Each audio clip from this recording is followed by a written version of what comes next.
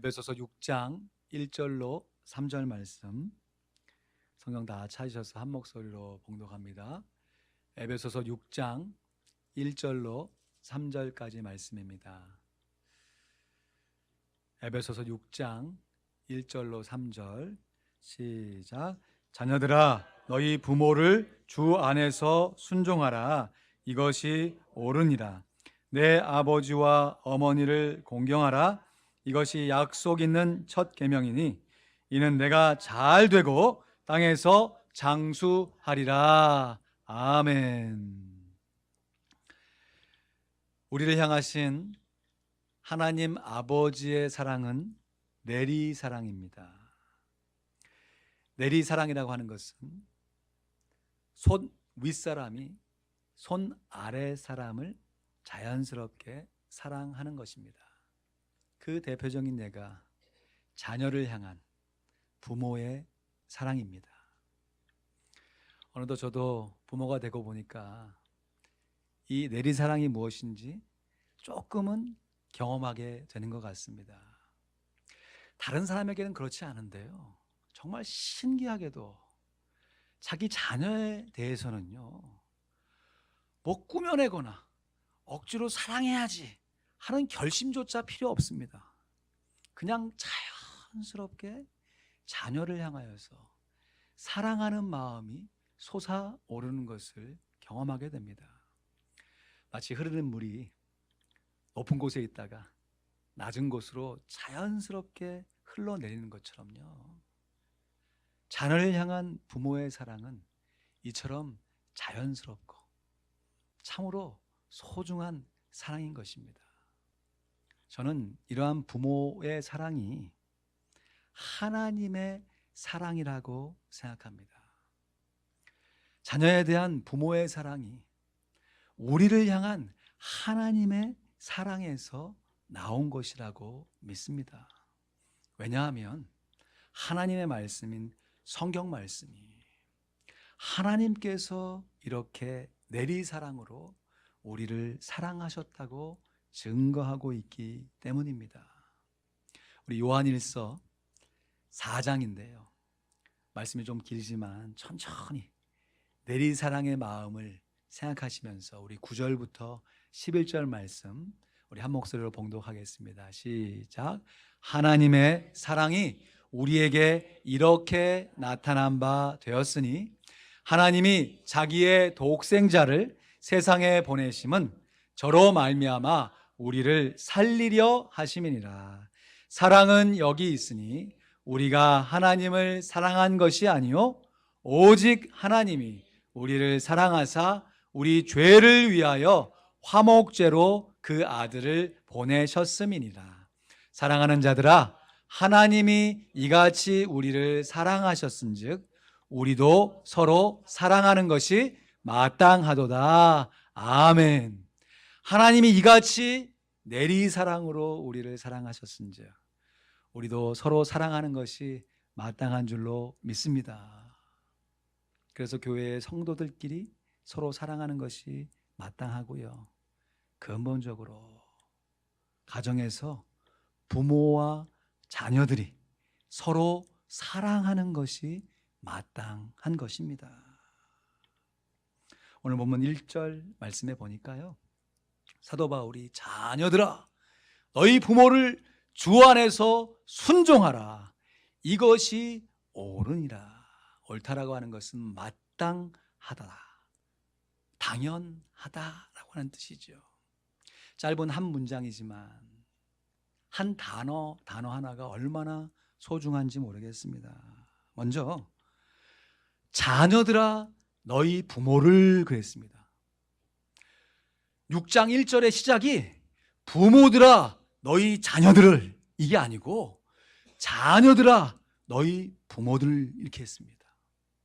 먼저 자녀가 부모를 순종하는 것이 옳은 것이에요. 부모가 자녀를 잘 양육하고 키웠을 때에만 순종하는 것이 옳은 것이 아니고요, 우리 믿는 그리스도인들이라면 혹 부모가 나를 잘 양육해 주지 못했을지라도 자기 부모를 주 안에서 순종하는 것이 옳은 것입니다. 요즘 심리학이 발달돼 가지고요, 여러 심리학자들이 각 가정에 대해서 연구를 하기 시작했습니다. 각 가정이 다 똑같은 것 같지만 그 안에 들어가 보면 각기 다른 사연들이 다 있거든요. 겉으로는 화목해 보이고 즐거워 보여도 먼 산을 바라볼 때는 이야, 산 좋다. 하지만 막상 그 산을 등산하다 보면 막 썩어진 나무, 부러진 가지가 있는 것처럼요. 행복해 보이는 가정일지라도 그 안을 들어가서 연구해 보면요, 참 말 못할 사연들이 많이 있습니다. 그래서 심리학자들이 가정을 연구해 놓은 결과를 보니까요, 가정에서 자라는 자녀들이 상처를 많이 받는데 가장 대표적으로 상처를 주는 대상이 누구인가? 누구일 것 같습니까? 어떻게 하셨어요? 심리학자가 아니어서도 알 수 있는 거죠. 이것은 비단 결손 가정이나 엮이는 가정에서만 나타나는 현상이 아니고요, 이건 누가 봐도 다복한 가정이다 싶은 가정 속에서도요, 거기서 자라는 자녀들의 입장에서는 부모로부터 받은 상처가 있다고 하는 것이에요. 그래서 5월 가정의 달을 맞아서 내 부모를 공경하라, 이 말을요, 마음에 상처가 있는 자녀들은 어떻게 받아들이냐면 내 부모를 공경하라가 아니라 내 부모를 공격하라. 받은 상처가 있으니까 공격이 아니라 공격으로 나타나는 것이. 한참 전에 개그 프로그램에서 본 내용인데요, 아빠와 아들이 평소에는 잘 지내다가도 아빠 와 하면 아들이 아들 뭐 이러면서 먹을 것만 나타나면 이 거구인 아빠와 아들이 막 서로 막 경쟁하면서 싸우는 개그인데요, 한 번은 아들이 아빠를 이렇게 공격하는 것이에요. 아버지는 항상 그러셨어요. 아빠가 깜짝 놀랐어요. 내가 뭘? 아버지는 아버지 생일날 왜 저만 빼고 식구들하고 맛있는 것을 먹었어요. 그래서 아니 내가 언제? 아버지 잘 기억해 보세요. 아버지 생일날 할아버지도 있었고 할머니도 있었고 엄마도 있었는데 저만 쏙 빼고 생일잔치 했잖아요. 아빠가 당황하면서 내가 언제? 아버지 돌잔치 때 그러셨잖아요. 그러는 거예요. 참 우리의 현 시대를 참 멋있게 풍자한 개그라고 생각이 듭니다. 여러분, 자녀들에게 부모가 내리사랑 안 하는 부모가 어디 있겠어요. 그러나 정말 죄로 물들어진 이 세상 가운데 이 상아리만큼 그것이 왜곡되어서 자녀의 입장에서는 부모를 향해서 크고 작은 상처를 가슴에 안고 살아간다고 하는 것이에요. 여러분, 시편 전반부는 다 다윗이 지은 시입니다. 시편 23편뿐만 아니라 여호와는 나의 목자시니 뿐만 아니라 시편 27편도 다윗이 지은 것인데요, 9절 10절에 다윗이 이렇게 하나님의 얼굴을 간구합니다. 주의 얼굴을 내게 숨기지 마시고 주의 종을 노하여 버리지 마소서. 주는 나의 도움이 되셨나이다. 나의 구원의 하나님이시여 나를 버리지 말고 떠나지 마옵소서. 왜 그런가 봤더니 내 부모는 나를 버렸으나 여호와는 나를 영접하시리이다. 우리가 다윗 집안의 사연을 속속들이 알지는 못합니다. 하지만 선지자 사무엘이 사울을 대신하여서 기름 부음을 받을 대상을 찾을 때 이새의 집안에 왔을 때 이새가 다윗을 어떻게 대했지요? 장남으로부터 차남까지는 다 사무엘 선지자에게 얼굴을 보여줬는데 말째인 다윗은 그 시간에 양을 치고 있었습니다. 부모로부터 버림을 받았던 것이죠. 이후에 다윗이 그의 아비인 이새를 어떻게 대우했는지는 성경에 자세하게 나와 있지 않습니다. 그러나 오늘 주의 얼굴을 내게 숨기지 마시고 주의 종을 놓아여 버리지 마소서. 내 부모는 나를 버렸지만 여호와는 나를 영접하시리라. 여호와는 나의 목자시니 내게 부족함이 없으리로다. 이 고백을 했던 다윗이, 그리고 그의 힘들고 어려운 고난의 시간 속에서 사울조차 용서했던 다윗이 그의 부모인 이새를 용서했을까요? 못했을까요? 저는 다윗이 그의 아비 이새를 용서하고 그의 아버지하고 행복한 삶을 살았을 것이라고 생각합니다. 왜냐하면 다윗은 그의 육신의 부모뿐만 아니라 영적인 부모인 하나님을 섬기는 사람이었기 때문입니다.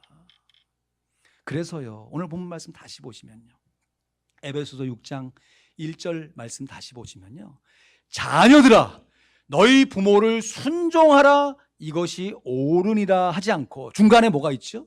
자녀들아 너희 부모를 주 안에서 순종하라. 할렐루야. 여러분, 우리의 인간관계는요, 작용과 반작용의 법칙이에요. 대포를 뻥 쏘면 포탄은 앞으로 날아가지만 포신은 뒤로 밀리는 것이에요. 작용이 있으면 반작용이 있습니다. 부모가 나를 지극정성으로 양육해 주면 그 사랑에 힘입어서 부모를 자연스럽게 공경하게 돼요. 그러나 때로는 부모가 나를 홀대하고 다윗의 고백처럼 버렸다 싶은 상황 속에 처해지게 되면 자녀의 입장 속에서 반작용으로 부모를 공경하지 않고 공격하지요. 이것이 세상의 법칙이에요. 그러나 하나님은 이 세상의 법칙을 깨시고 누구든지 예수 그리스도를 믿으면 하나님의 자녀가 되는 권세를 부여하신 줄로 믿습니다. 우리가 이 세상에 오신 예수 그리스도를 나의 구주로 영접했다고 하는 것은 이제는 더 이상 세상의 방식과 법칙으로 살지 아니하고 하나님의 방식과 사랑으로 살겠다고 하는 우리의 마음의 결단이 숨겨져 있는 것이지요. 그래서 부모가 나를 잘 영접했으면, 잘 양육했으면 나도 부모를 잘 공경하고 보살펴 드리는 것이 당연할 뿐만 아니라 혹 그렇지 못한 환경 가운데 자랐을지라도 내가 주 안에서 나의 부모를 순종하리라, 나의 부모를 공경하리라 다짐하고 그것을 실행에 옮기게 되면요, 이것이 부모에게만 잘 되는 것이 아니고요, 이어지는 2절 3절 말씀을 보시죠. 함께 같이 읽을까요? 시작. 네, 아버지와 어머니를 공경하라.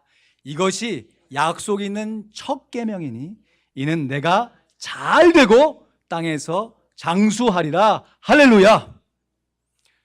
우리가 부모를 공경하면 이는 부모가 잘 되고 땅에서 장수하는 것입니까?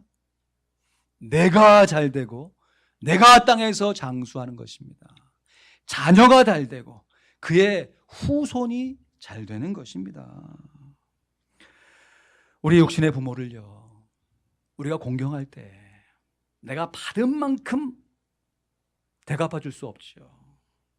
마찬가지로 내가 받은 상처가 있다 할지라도 그 상처를 되돌려서 갚아줄 필요가 없는 것이에요. 오히려 우리의 부모님 역시 그들의 부모님께 받은 상처 때문에 나에게 상처가 전달된 것이 아닌가 하는 올바른 통찰력을 갖고요, 그 상처의 흐름을 내 대에서 끊어버리는 것이 그리스도인들에게 주어진 권세가 되는 줄로 믿으시기를 축원드립니다.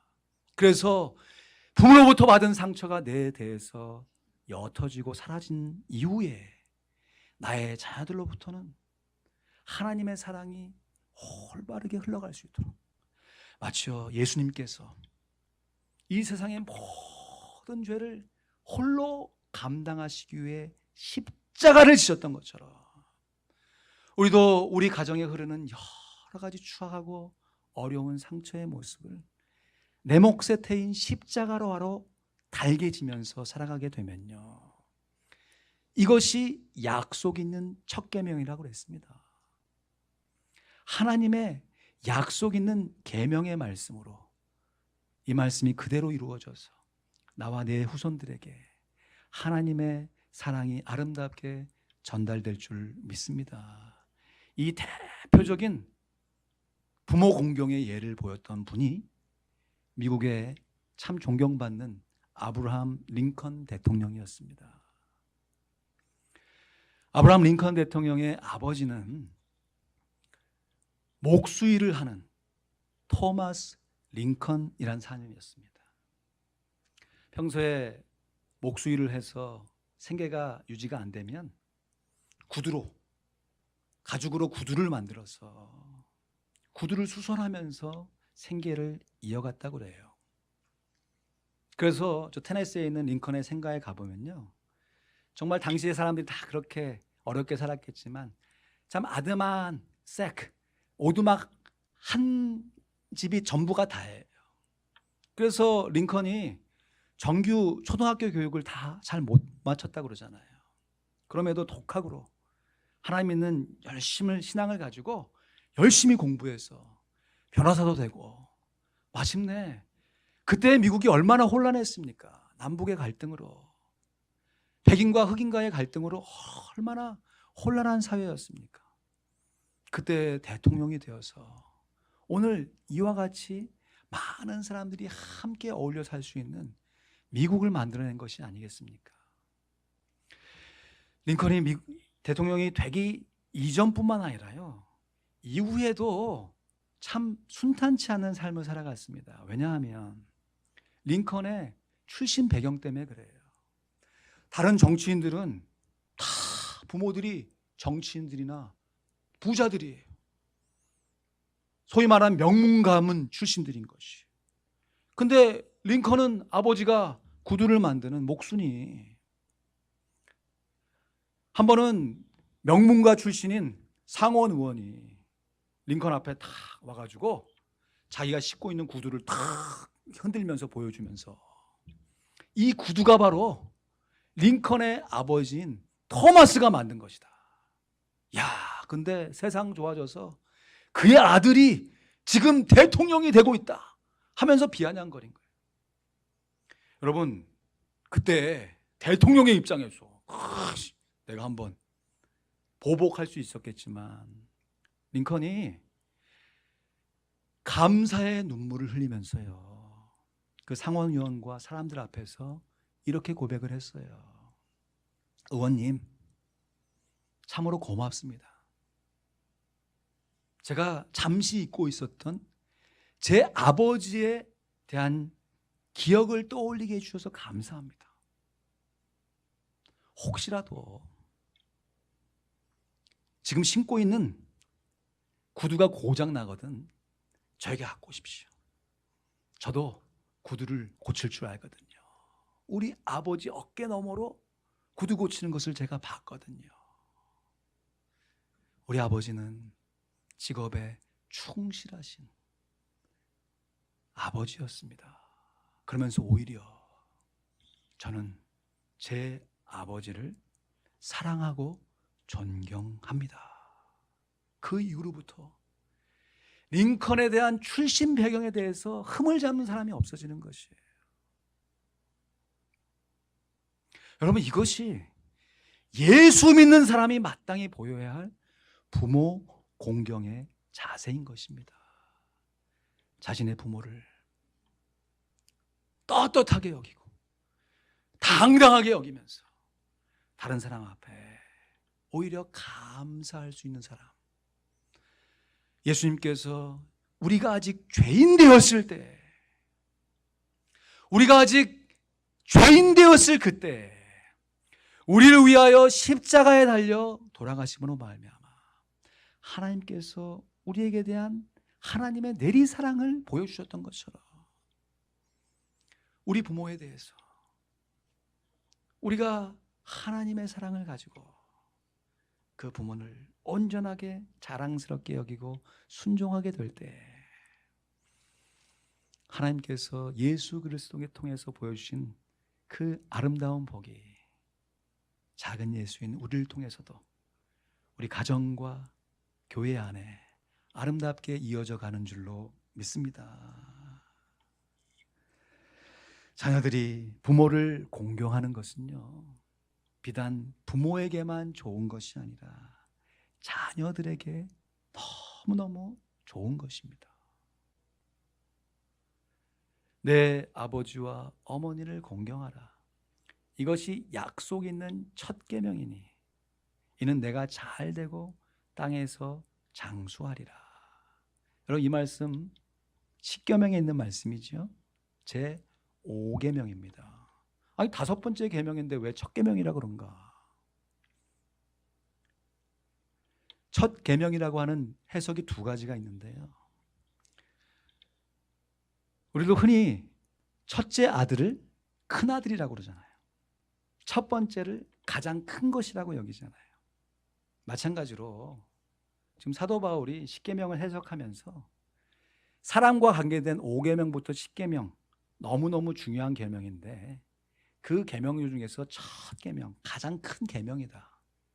사실 부모를 순종할 줄 알아야 그 다음에 있는 계명들도 자연스럽게 지킬 수 있기 때문에, 또한 첫 계명이라고 하는 것이 그냥 첫 계명이 아니라 뭐가 있는 첫 계명이라고 그랬습니까? 약속이 있는 첫 계명이라고 그랬어요. 이건 또 무슨 얘기인가? 여러분, 찬송가 갖고 오셨습니까? 성경책 갖고 오셨습니까? 그 맨 뒷장을 한번 보시죠. 갖고 오신 분들은. 맨 뒤에 십계명이 기록되어 있거든요. 십계명 쭉 보시면 하나님이 이 모든 말씀으로 일러 가라사대 나는 너의 하나님이로다 그러시면서 제1은 제2는 하면서 제10계명까지 쭉 계명이 기록되어 있는데요. 굵은 글씨뿐만 아니라 조그만 글씨도 다 성경 말씀입니다. 근데 굵은 글씨는 계명이고 조그만 글씨는 그것에 대한 해석이에요. 근데 여러분 살펴보십시오. 그리하면 하면서 약속이 있는 계명은 어떤 계명인지 한번 쭉 눈으로 살펴보십시오. 제1계명부터 10계명까지 그리하면, 이 계명을 지키면 이러한 것이 따라올 것이라고 약속이 있는 계명은 바로 5계명뿐인 것이. 그래서 사도 바울이 내 부모를, 내 아버지와 어머니를 공경하라. 10계명에서는 그리하면 너의 하나님 나 여호와가 내게 준 땅에서 내 생명이 길리라 하는 이 말씀을요, 약속에 있는 첫 계명이다. 여러분, 이것이 10계명뿐만 아니라 신명기, 다시 신자입니다. 광야에서 약속의 땅을 바라보면서 살아가는 믿음의 2세들에게 모세가 받은 10계명의 말씀을 다시 신 계명으로 준 것이 10계명이에요. 신명기 말씀이에요. 거기에도 제5계명을 신명기 5장 16절 말씀에 이렇게 동일하게 써놨습니다. 같이 읽죠. 시작. 너는 너의 하나님 여호와의 명한 대로 내 부모를 공경하라. 그리하면 너의 하나님 여호와가 내게 준 땅에서 내가 생명이 길고 복을 누리리라. 생명이 길고 복을 누린다는 것이 장수한다는 얘기죠. 그죠? 근데 이 말씀을요, 사도 바울은 이것이 약속이 있는 첫 계명이다라는 해석을 내림과 동시에 오늘 본문 에베소 6장 2절 3절 말씀 다시 한번 보여주세요. 에베소 6장 2절 3절 말씀에 내 아버지와 어머니를 공경하라. 이것이 약속 있는 첫 계명이니 이는 내가 잘되고 땅에서 장수하리라. 생명이 길고 복을 받으리라 뿐만 아니라 이는 내가 어떻게 된다고 그랬습니까? 잘 된다. 부모를 공경함으로 이 땅 가운데 잘 되는 축복을 우리 모두가 받아야 할 줄로 믿습니다. 여기서 잘 된다고 하는 것이 나만 잘 되는 걸까요? 우리의 자녀들이 잘 되는 것을 내가 보는 것을 의미하는 것이죠. 그럼 우리 부모가 우리를 어떻게 대했던 간에 우리가 하나님을 섬기며 예수를 믿는 사람으로서 부모를 정직하게 공경하게 되면 우리의 영적인 부모님이신 하나님의 사랑을 깨닫게 되고, 그로 말미암아 내 당대만 잘 되는 것이 아니라 우리의 자녀와 우리의 후손이 우리를 통해 잘 되게 되는 줄로 믿습니다. 이러하기에 사도 바울이 이것이 약속이 있는 첫 계명, 크고 첫 번째 되는 계명이다. 땅에서 그냥 의미 없이 오래 사는 것이 아니라 네가 잘 될 뿐만 아니라 너희 후손이 잘 되는 것을 보면서 땅에서 장수하게 될 것이다 라는 해석으로 연결시키고 있는 것이지요. 말씀을 맺습니다. 우리가 부모를 공경하는 것은 하나님이 정하신 계명입니다. 지켜도 되고 안 지켜도 되는 것이 아니라 반드시 지켜야 할 계명인 것이에요. 부모를 공경하면 하나님께 복을 받게 되는 줄로 믿습니다. 그 부모가 존경받아야 마땅한 부모이건, 혹 그의 부모로부터 받은 상처로 인해서 나에게 상처를 전달해 주었던 부모인 간에 내가 예수를 믿고 있는 사람이라면 나의 때 그 상처의 흐름을 끊어낼 수 있는 십자가의 능력을 경험하는 우리 모두가 되어야 할 줄로 믿습니다. 여러분, 사진 한 장 보실까요? 지난 주 중에 우리 교회 주차장에서 찍은 사진인데요. 그 주차장에 우리들이 함께 모여 있을 때는 안 오는데요, 우리들이 안 모여 있으면 이 캐나디안 구수들이 떼를 지어가지고 마치 이 주차장에 자기 집인 양 와서 있다 가요. 우리 교회 앞에 이렇게 조그만 이제 주차장에 홈이 나가지고 비 온 뒤에 물이 고여 있거든요. 평소에는 이 캐나디안 구스 2마리 부부가 와가지고 물을 먹고 가더니 지난주에는 이야, 어디서 새끼를 낳았는지 새끼 7마리를 데리고 와가지고 물을 먹는 거예요. 그 모습이 딱 보면서 제가 정신없이 나가갖고 너무 좋아가지고 딱 사진을 찍었어요. 그럼 사진을 보시는 여러분들 입가에도 자연스럽게 미소가 띄어지시잖아요. 여러분, 한낱 미물이라도 가족이 함께 화목하게 지내는 모습을 보면 입가에 미소가 지어집니다. 우리의 영적인 부모님이신 하나님께서 우리들이 육신의 가족들과 화목하여 함께 지내는 모습을 보시고 하나님의 얼굴을 구했던 다윗, 그 말씀에 뒤에 보면 하나님의 얼굴에 미소가 쫙 지어지지는 않겠습니까? 우리 어버이 주일을 맞아서 우리 교회에 있는 육신의 어르신들을 우리가 잘 공경할 뿐만 아니라 이미 소천하신 부모님이라면 안타까운 마음이지만 그 부모님의 생전의 모습을 떠올리시면서 기도하시며 감사하는 여러분이 되시고요. 부모님이 살아 계신다면 그 부모님이 나에게 행하셨던 사랑만을 기억하면서 상처는 다 그리스도의 사랑으로 녹여내고 부모를 온전하게 공경으로 말미암아 나도 잘 될 뿐만 아니라 나의 자녀와 후손들이 하나님의 사랑을 여과 없이 정직하게 바라누릴 수 있는 하나님의 복되고 즐거운 가정으로 살아가실 수 있기를 우리 구주 예수 그리스도의 이름으로 간절히 축원드립니다. 아멘. 기도하겠습니다.